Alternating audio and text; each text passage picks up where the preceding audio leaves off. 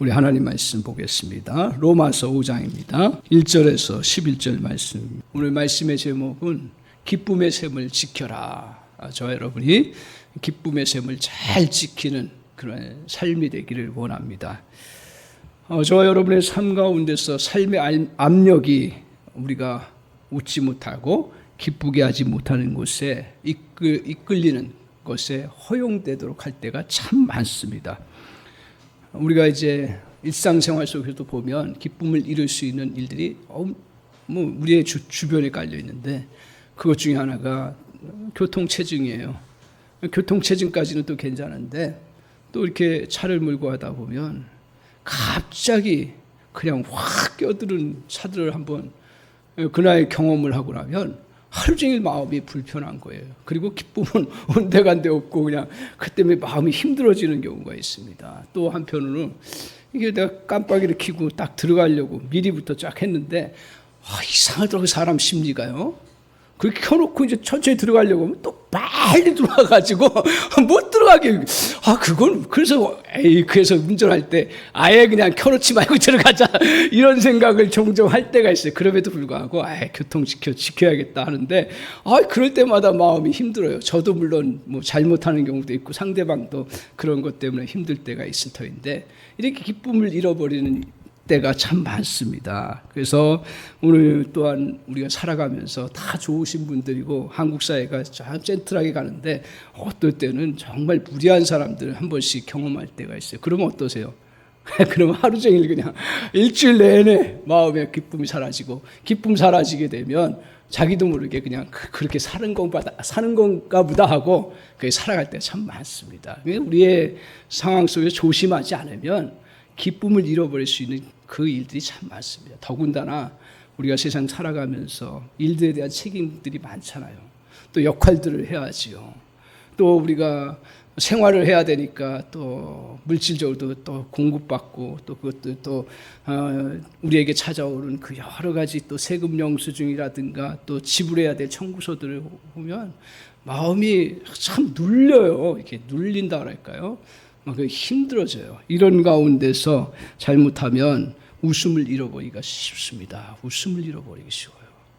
그런데 성경을 제가 쭉 보면서 이제 우리 성도님들도 잘 아시겠지만 하나님 우리를 고난 견뎌내고 고난 속에서도 믿음 안에 살라고 얘기를 하시지만 늘 중압감 속에서 살라고 이야기하지 않으세요. 우리가 오해하는 거예요. 우리는 이렇게 기뻐하고 즐거워하고 가벼워지면 심각하지 않다. 그러면서 믿음의 사람답지 않다. 이렇게 생각할 때가 옛날에 있었어요. 그런데 성경을 가만히 보면 정말 하나님은 우리에게 무거움 속에서 살아가기를 원하지 않으세요. 우리에게 주님께서 저 여러분에게 신중하게 살라고 했지 근엄하게 살라고 그렇게 하지는 않으셨거든요. 근데 우리는 조금 잘못된 그러한 유교적인 전통 때문에, 물론 그 시대에는 그게 필요했을지 모르겠습니다만, 우리에게 정말 기쁨을 표시하면서 살아가는 것이 성경을 자세히 보면 그게 성경적인 삶이라는 걸 보게 됩니다. 오늘 하나님은 우리가 어떠한 형편에 처하든지 항상 기뻐하는 모습을 가지고 사는 것을 원하고 계십니다. 그래서 오늘 성경에서 데살로니가 전서 같은 경우는 너희 항상 기뻐하라. 얼마나 강력한 명령인지 몰라요. 항상 말이 됩니까? 사실은요. 인간들이 어떻게 항상 기뻐할 수 있겠어요? 그런가 하고 그냥 받아들이긴 하지만, 근데 자세히 보면 주님이 원하시는 게 뭐예요? 그냥 기쁘면서 살아가라 이거예요. 기뻐하면서 살아가라. 이런 말씀을 우리에게 주셨습니다.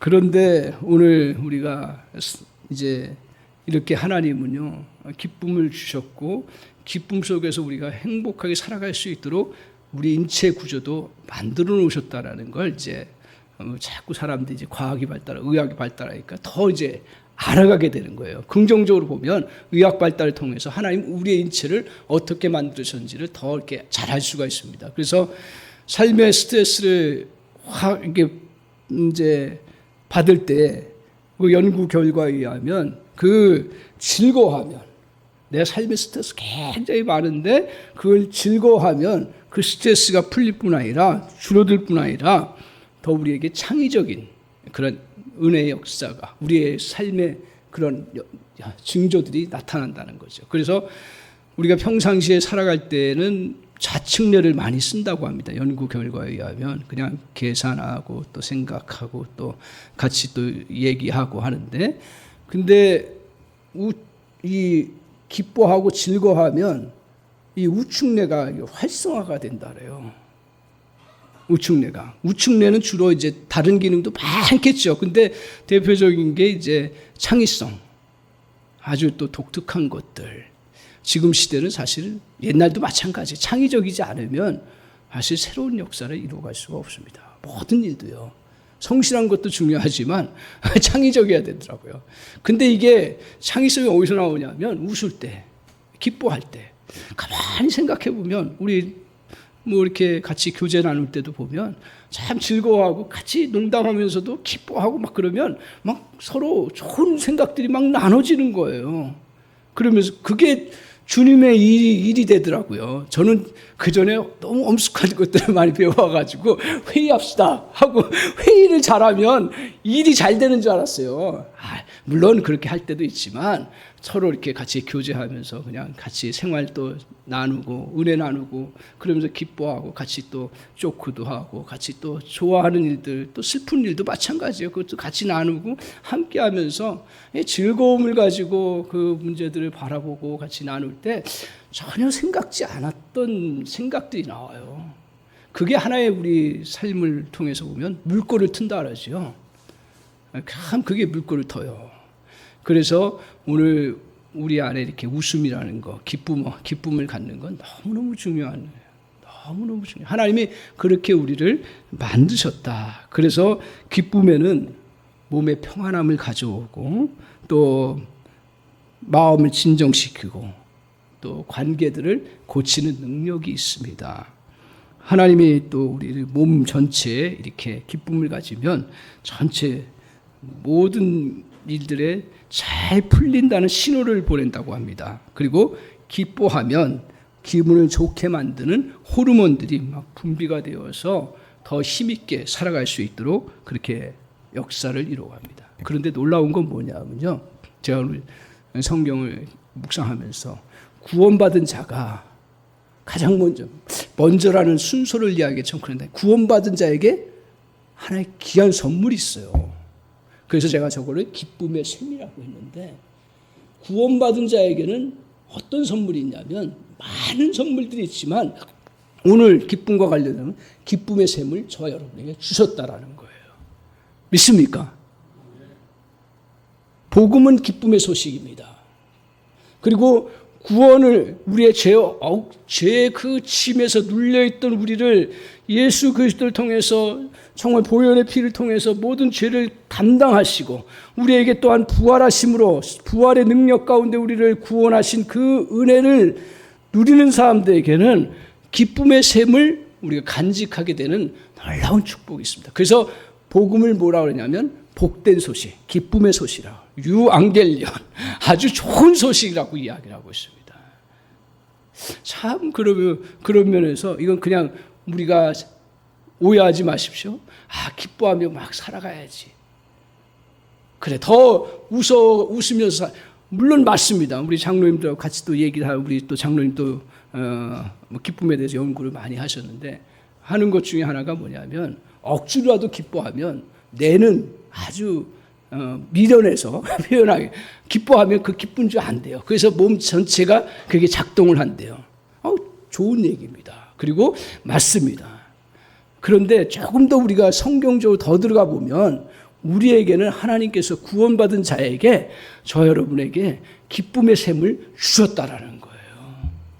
그래서 우리 안에 이 기쁨의 샘을 간직하고 살아가는 자들에게는 어떤 은혜가 있냐면 구원의 감격이 넘치고 그리고 생활 속에서 기뻐하며 살아갈 수가 있는 놀라운 역사가 있네요.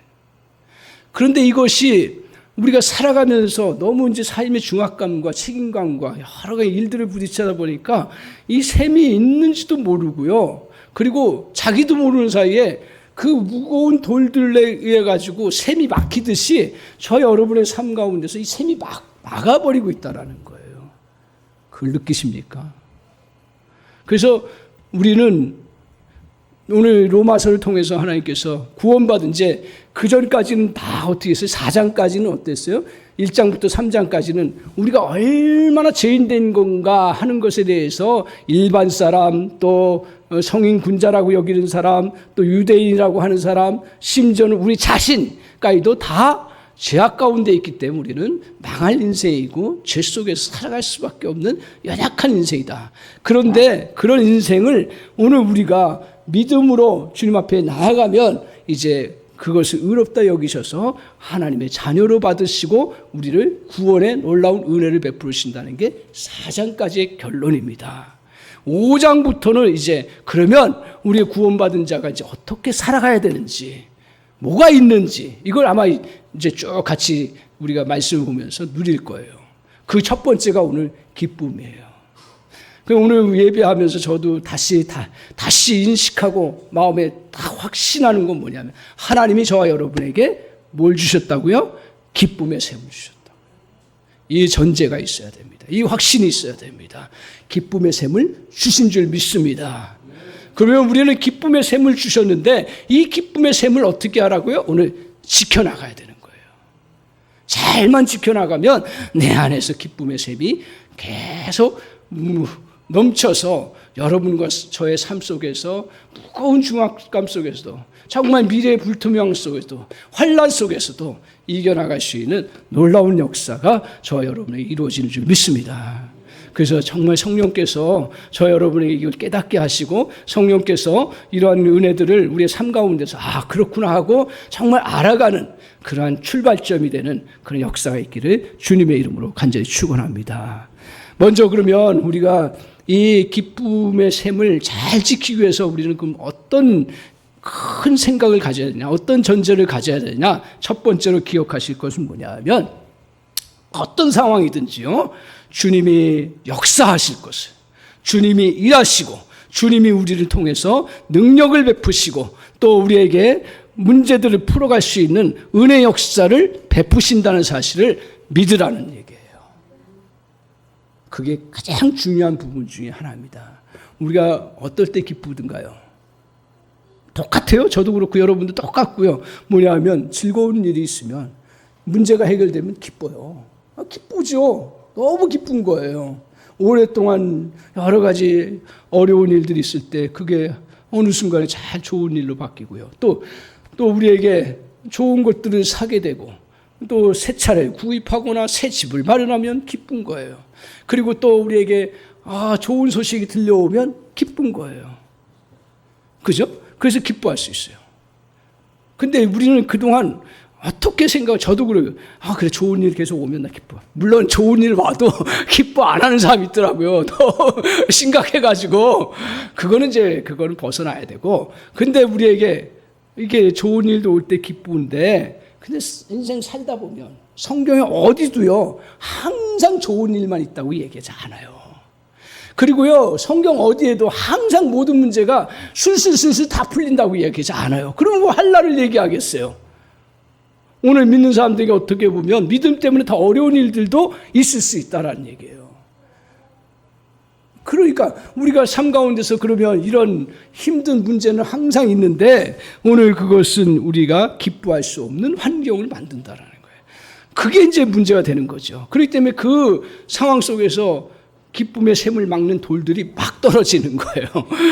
그럼 자기도 뭐 정신 안 차리고 있으면 나는 그렇게 살아가야 되는구나, 내 인생이 그렇구나 하면서 거기에 막혀서 그냥 살아가면서, 그러면서 오늘 우리 인생에 기쁨이 없다 그래요. 즐거움이 없다고. 내 인생은 이렇게 저주받은 인생이라고 사람들은 이야기해요. 절대로 믿음의 사람은 그렇지가 않습니다. 오늘 이때 우리가 기뻐하며 즐거워할 수 있는 자세 2절을 한번 보십시오. 1절, 2절 같이 1절부터 하나 차근차근히 같이 보면서 1절 같이 한번 읽겠습니다. 시작. 그러므로 우리가 믿음으로 의롭다 하심을 받았으니 우리 주 예수 그리스도로 말미암아 하나님과 화평을 누리자. 이제 하나님과 막혔던 걸 다 이제 뚫고 하나님께 가까이 갈 수 있고 하나님의 은혜를 언제든 누릴 수 있는 화평의 그런 단계로 우리가 서게 된 거예요. 그 다음에 이제 보세요. 자, 2절 같이 읽겠습니다. 시작.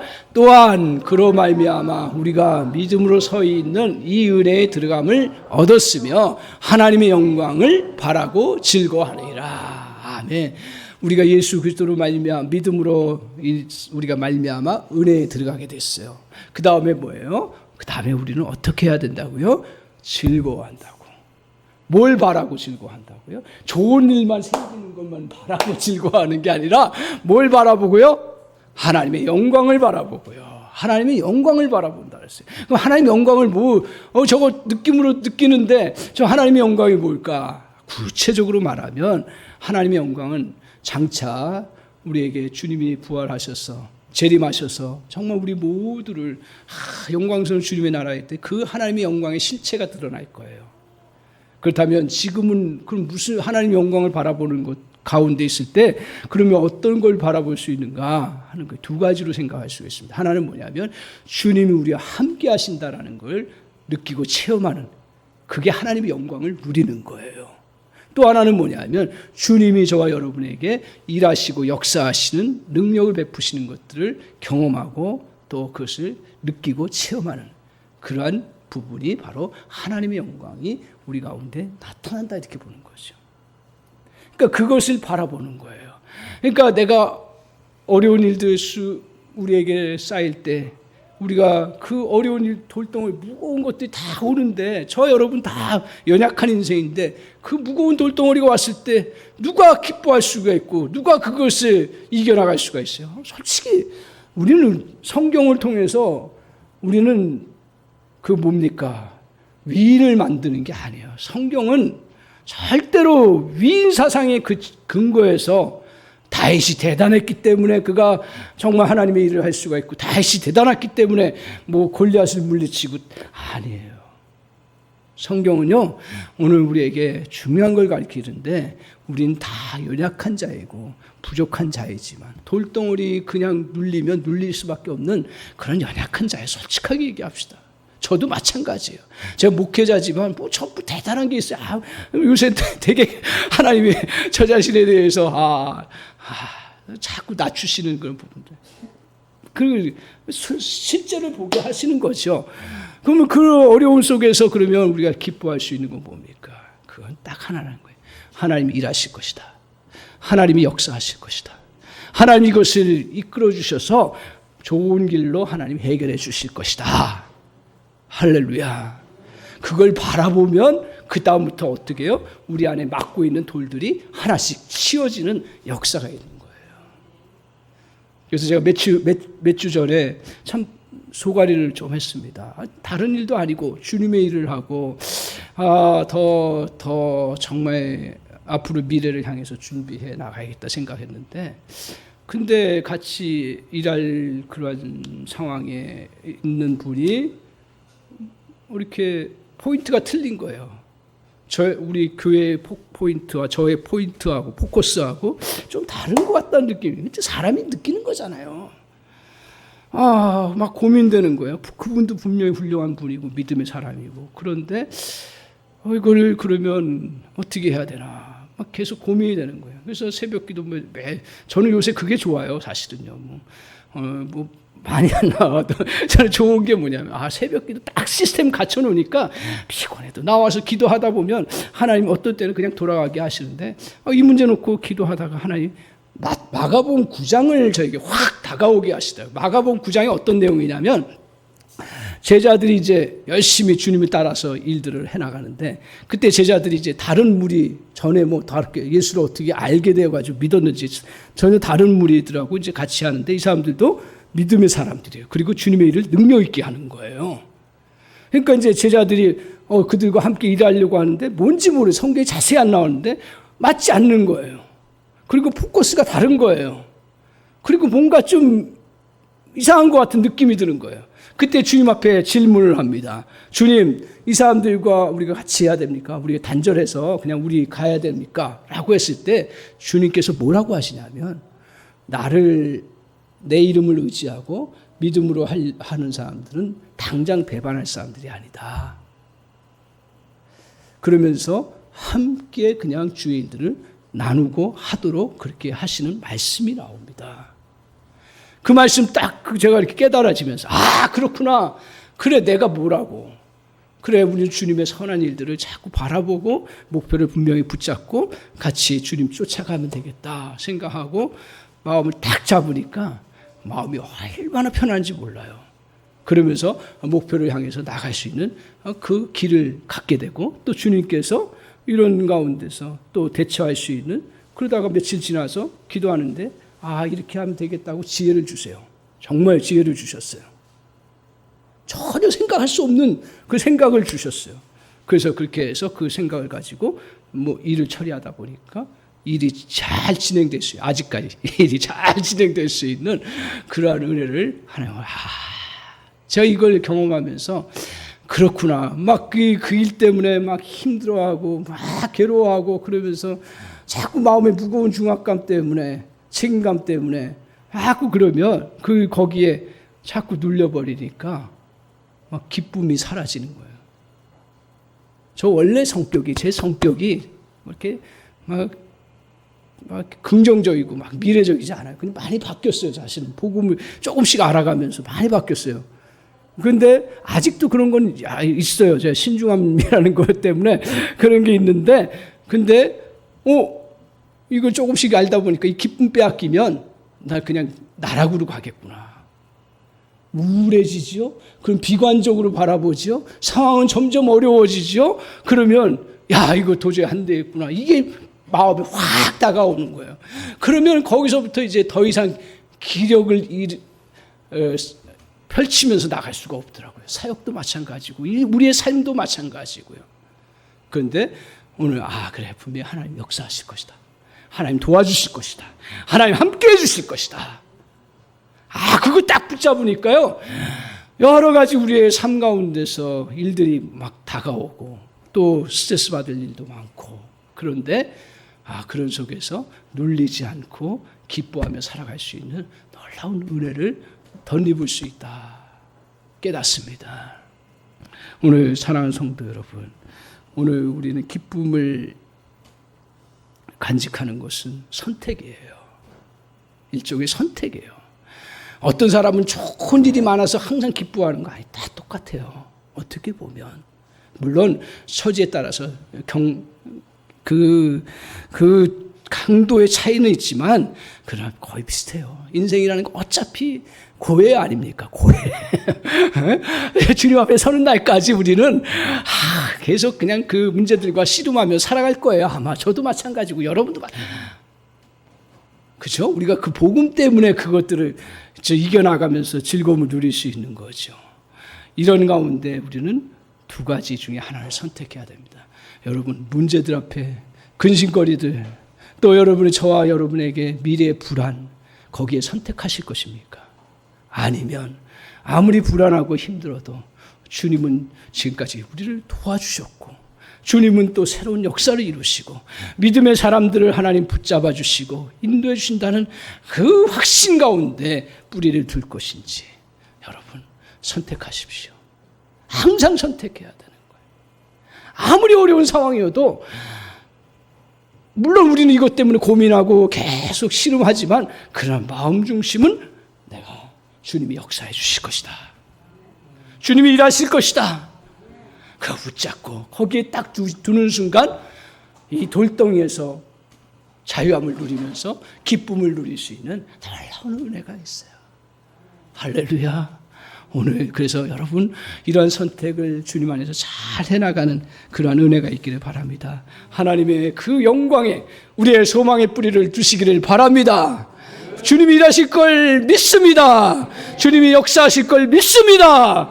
그래서 그걸 붙잡고 주님 앞에 기쁨을 항상 간직하는 그런 은혜가 넘치기를 바랍니다. 두 번째로 오늘 우리가 기쁨의 샘을 풍성하게 하기 위해 하는 길은 하나님의 목적을 기억하는 것입니다. 오늘 기쁨은 일상의 삶의 문제들에 대한 목표를 어디에 두느냐에 따라서 우리 이제 영광 부분을 이제 우리가 붙잡잖아요. 근데 이 영광을 나타내는 것이 결국 뭘 우리에게 이루려고 하시는가 하는 것을 잘 붙잡아야 됩니다. 5장 3절을 한번 보십시오. 같이 5장 3절, 같이 5장 3절, 4절 같이 읽겠습니다. 시작.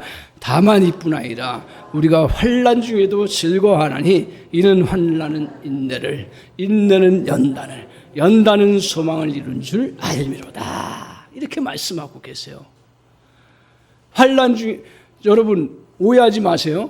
기독교 신앙 우리 한사람교회 있을 때는 저를 좀 따라와 주셔야 됩니다. 뭐냐면 세상에 기쁨에 관한 책도 많고 즐거워하는 방법에 대한 것도 많아요. 맞는 말입니다. 그 도움을 많이 받아요. 근데 우리는 조금 더 깊이 들어가야 돼요. 성경적으로. 우리가 환난을 당할 때 나는 그래 나는 환난도 좋아해. 이거 아닙니다. 어떤 일부 사람들은 환난은 나는 좋은 거라고 환난 받는 걸 나는 정말 나는 기뻐 받아들인다고 이야기를 해요. 난 거짓말이라고. 환난을 누가 좋아해요? 근데 보세요. 3절을 한번 보십시오. 잘 보세요. 저기 성경에 보세요. 저기 환난 중에도라고 그랬어요. 환난 중에. 환난 자체를 좋아하는 게 아니라 환난 중에도 즐거워하라는 얘기예요. 무슨 말씀인지 진짜 아시죠?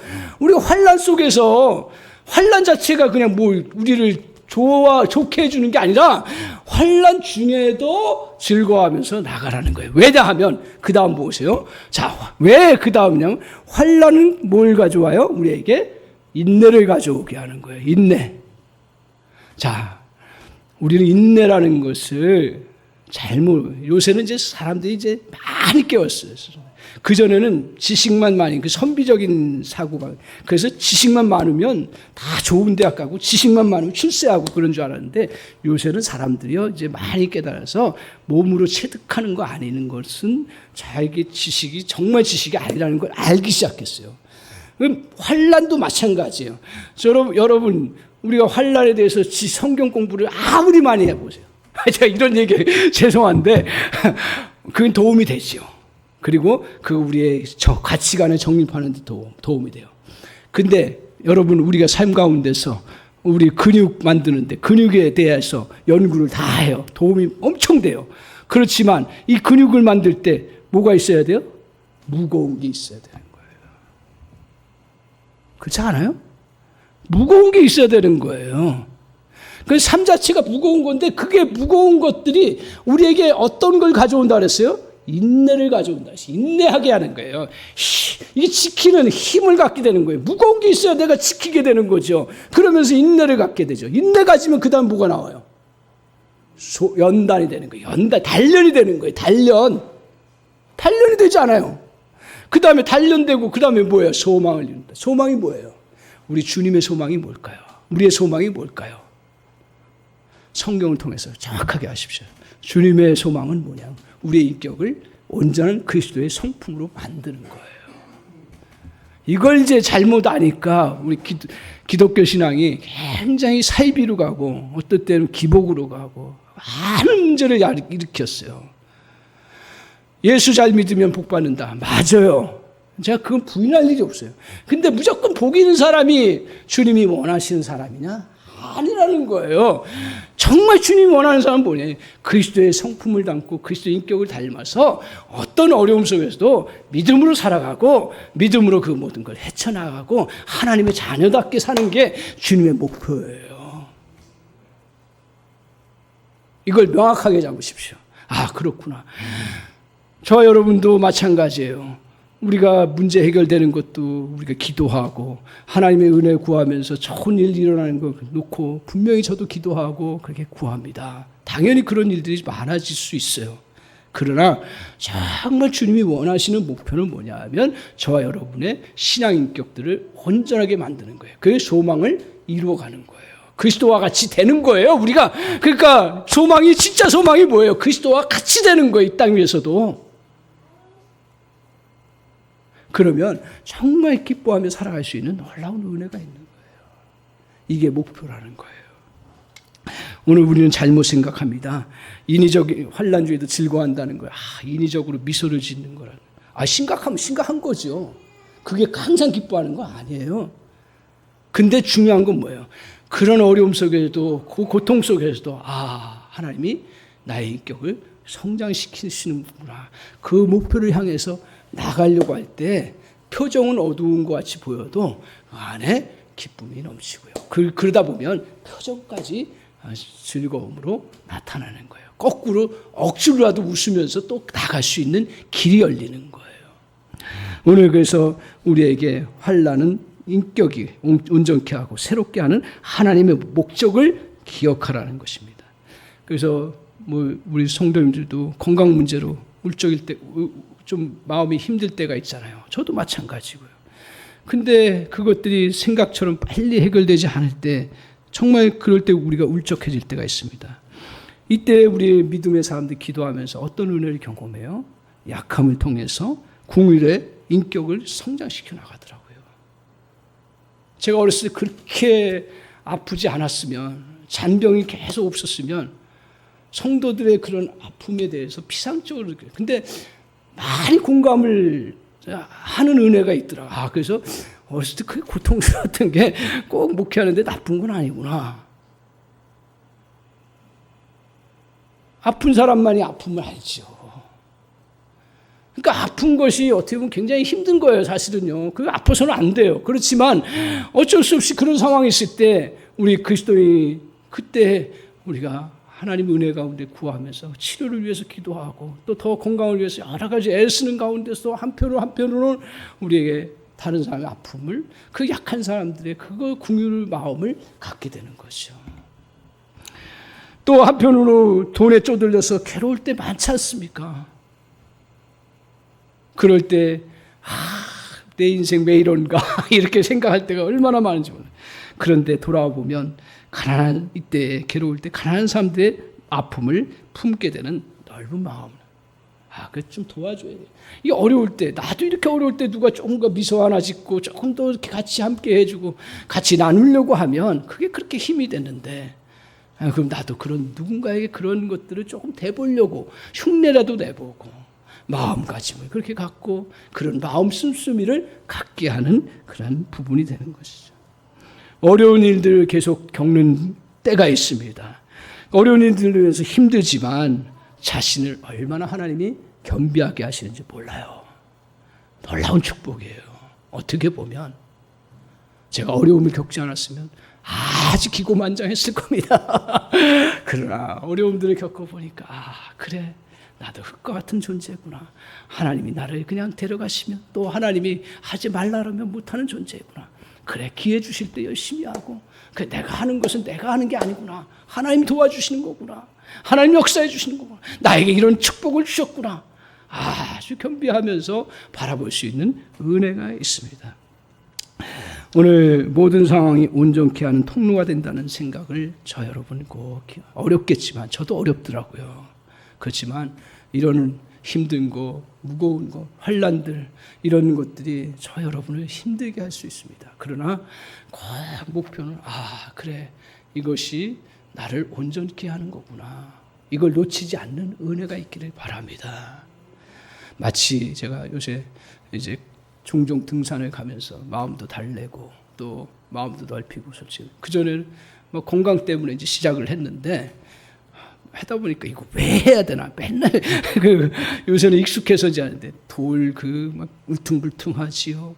거치는 게 있지요. 또 조금 이렇게 습기가 있으면 미끄러지고요. 또 위험한 곳을 넘어질까 걱정되고, 또 이렇게 막 하면 체면 다 내려놔야 되더라고. 목사도 별 수가 없더라고. 막 발발 기면서 이렇게 자꾸 올라가더라고요. 그러면서 놀라운 게 뭐냐 하면, 그 근시적으로 그거만 봤을 때는 왜 이렇게 불편하고 왜 이렇게 힘들게. 근데 멀리 보니까 나중에 돌아보니까 그러고 나니까 몸이 강건해지는 거예요. 피곤하고 힘들고 어려웠지만 몸이 강건해지는 거예요. 그리고 넓은 그 아름다운 자연 세계를 보면서 하나님의 또 이런 은혜를 우리에게 베푸시는구나. 그리고 마음도 넓어지더라고요. 이 마음도 넓어지는구나. 얼마나 좁았으면 넓어지는 걸 느껴요. 넓어지는구나. 할렐루야. 우리의 삶도 마찬가지예요. 우리가 너무 근시적으로 내가 하루하루 부딪히는 것만 막 바라보면 짜증나고 힘들고 어려운 거예요. 그러나 이 모든 과정을 통해서 하나님이 나의 인격을 성장시키시고 더 좋은 것을 주시고 은혜를 베풀어 주시는 그런 일이라고 생각할 때 어려운 일들이, 환난들이 나에게 우울하게 하지는 않더라고요. 오히려 뭔가 기대하고, 그래, 이런 기회에 조금 더 내가 성장해봐야겠다. 그리고 내 인격을 좀 다듬어 봐야겠다. 그러면 나중에 뭐가 좋으냐면 좀 단련이 되면 웬만한 거는 그냥 잘 넘어가고, 그리고 더 은혜 가운데 살아갈 수 있는 놀라운 역사가 있습니다. 오늘 바울 역시 이것을 이 감옥에 갇히는 고통 속에서 겪으면서 그 은혜를 누렸습니다. 믿음의 사람들은 다 공통적이구나.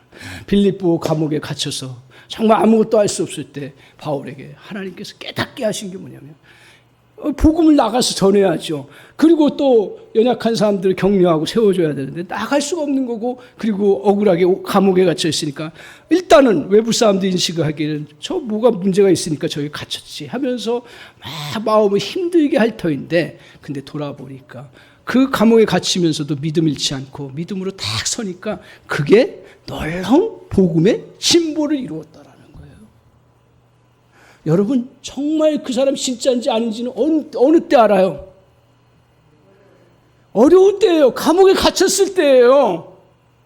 근데 그 군사들이, 로마 그 엘리트 군사들이 바울을 지키면서 봤는데 감옥에 있으면서도 원망하고 막 불평하고 막 힘들어하지 않냐고, 오히려 그 속에서도 하나님 앞에 기뻐하며 자기의 삶을 의욕적으로 펼쳐나가고 그러면서 딱 서니까요, 인정 안 할 수가 없는 거예요. 거기서 그 로마의 엘리트의 군사들이 거기서부터 꼬꾸라진 거예요. 그래서 로마의 그 중심부에 복음이 들어가기 시작한 게 아마 빌립보 감옥, 거기서부터 시작됐다고 그렇게 봐요, 학자들은.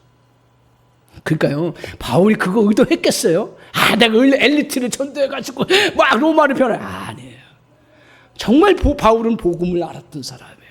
내 안에 기쁨의 샘이 있고 그 내 안에 은혜의 샘이 있기 때문에 내가 이렇게 지금 어려운 환난 중에서도 나는 기뻐하면서 하나님 나의 인격을 더 성장시키고 사도로서 더 훌륭하게 세워주시기 위한 것이구나. 더 나아가서는 하나님의 은혜를 경험하는 사람으로 살게 하시기 위해서 주님이 그렇게 주셨구나. 그러니까 바울이 나중에 삼층천도 경험했다고 하잖아요. 이게 뭔지는 몰라요. 근데 놀라운 영적인 신비를 경험한 거예요. 하나님의 은혜를 경험한 거예요. 하나님이 일하시는 것들을 보게 된 거예요. 하나님이 자신을 통해서 역사를 이루어 가시는 것들을 보게 된 거예요. 그러니까 정말 이런 빌립보서 같은 경우 제일 그 어려운 상황인데 제일 많이 나온 게 뭐예요? 기쁨이라는 단어예요. 가장 많이 나왔어요. 가장 어려울 때인데 가장 기쁨이 많이 나왔어요. 아이러니 아니에요? 바울이 사도로서 그렇게 해야 되니까 그렇게 했다면 그런 얘기 쓸 수가 없고요. 그런 로마 군사들을 복음화할 수도 없고요. 그리고 그 복음이 남지도 않았을 거예요. 그러나 정말 그것 때문에 하나님께서 나의 인격을 연단시키시는 거구나. 하나님 나에게 더 큰 축복을 주시는 거구나. 하나님이 나를 더 온전하게 하시는구나. 하나님이 또 이걸 통해서 나의 그러한 환난 속에서 오히려 하나님의 은혜의 세계를 펼쳐나가는구나.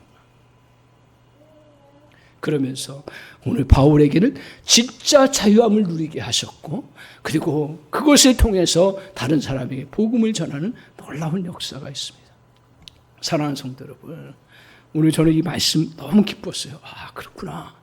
그래, 우리에게 기쁨의 샘을 주셨구나. 그런데 왜 이렇게 목회하면서 여러 일들 당하다 보니까 목회자인 자신도 남들한테 기뻐하라고만 말했지, 나는 정작 왜 이 기쁨을 잘 간직하지 못했을까? 오늘 그런 생각을 하면서 두 가지 주님이 말씀해 주십니다. 우리 성도님들도 마찬가지일 겁니다. 저도 이 두 가지 진리를 붙잡기를 원합니다. 하나는 뭐예요? 하나님이 역사하실 것이다. 또 하나는 뭐예요? 하나님이 우리의 삶 가운데서 우리를 온전하게 하시는 그러한 소망을 이루게 하시는 통로가 될 것이다.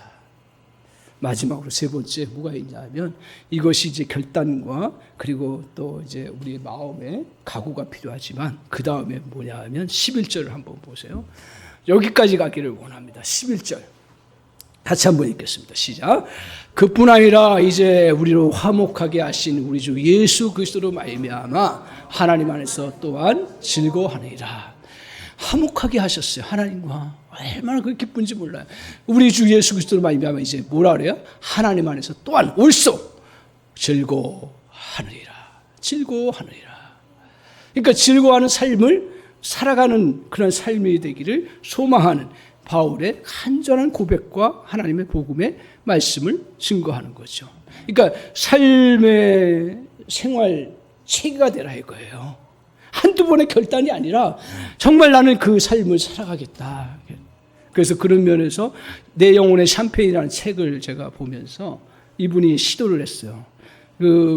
이분이 그 이름이 뭐냐면 마이크 메이슨이에요. 저자인데요.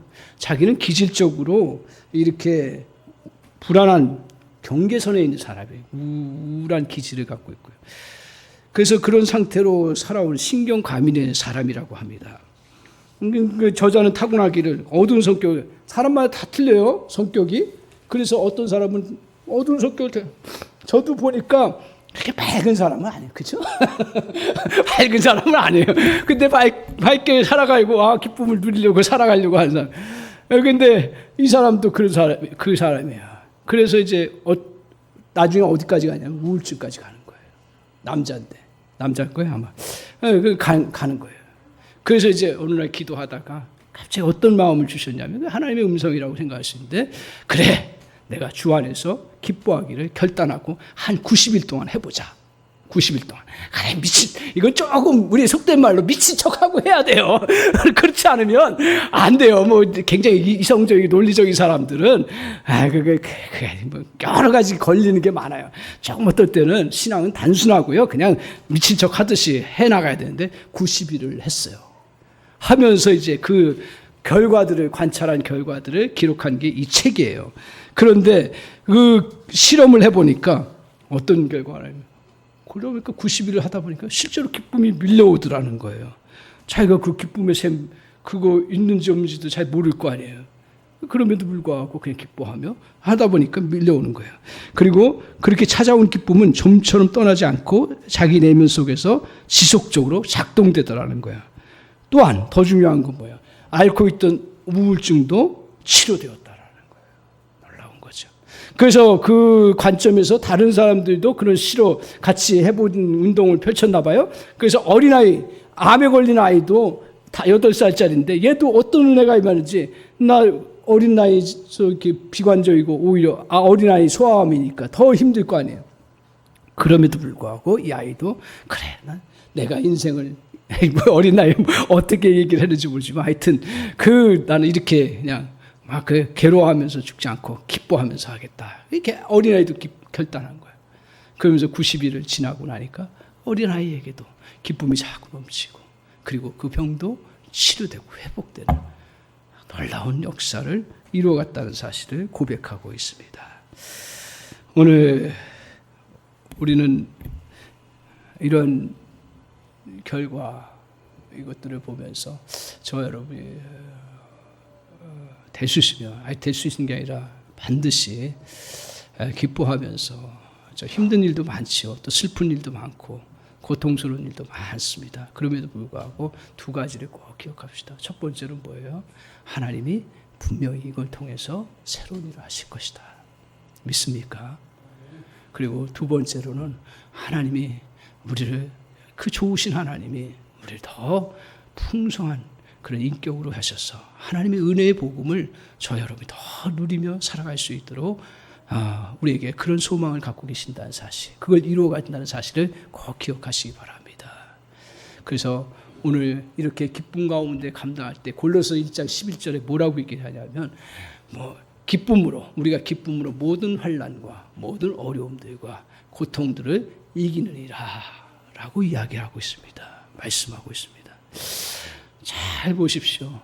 저와 여러분이 정말 어려운 때 우리는 어쩔 수 없이 고민스럽고 괴롭고 마음이 힘들어요. 그럼에도 불구하고 이 두 가지 사실을 기억하고 기쁨으로 주님 앞에 나아가려고 할 때 주님이 저와 여러분을 도와주실 줄 믿습니다. 그래서 정말 주님의 놀라운 역사들을 이루어가는 은혜를 펼쳐나갈 줄 믿습니다. 사랑하는 성도 여러분, 이제 코로나 이후에 더 어려운 일들이 많습니다. 교회적으로도 또 사회적으로도 경제적으로도 계속 그건 예측이 됩니다. 그런데 우리가 이때 저 여러분 가정적으로도 아마 그렇게 되면 어려워질 수 있는 부분이 있는데 이때 꼭 기억하실 건 우리 주님이 저 여러분에게 뭘 주셨다고요? 기쁨의 샘을 주셨습니다. 그걸 기억하시고 저 여러분 잘 지키는 믿음의 백성들 다 되시기를 주님의 이름으로 간절히 축원합니다. 아멘.